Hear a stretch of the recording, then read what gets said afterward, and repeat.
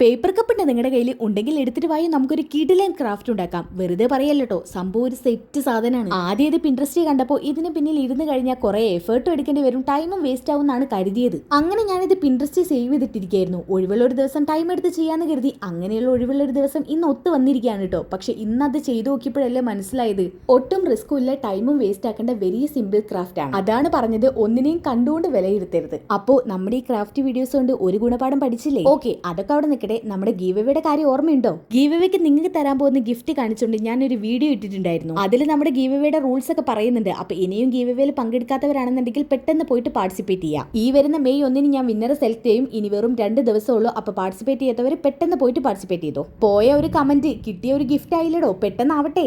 എന്താ എന്റെ കയ്യിന് പറ്റിയെന്ന് ഒരുപാട് പേര് ചോദിക്കുന്നുണ്ട്. ഞാൻ മുന്നത്തെ വീഡിയോയിൽ പറഞ്ഞിട്ടുണ്ട് കേട്ടോ, കാൻഡിൽ കത്തിച്ച സമയത്തൊന്ന് പൊള്ളിപ്പോയതാണ്, അശ്രദ്ധ അല്ലാതെ വേറെന്താ. അപ്പൊ വീഡിയോ ഇഷ്ടപ്പെട്ടാൽ കമന്റ് ചെയ്യാൻ മറക്കരുത്.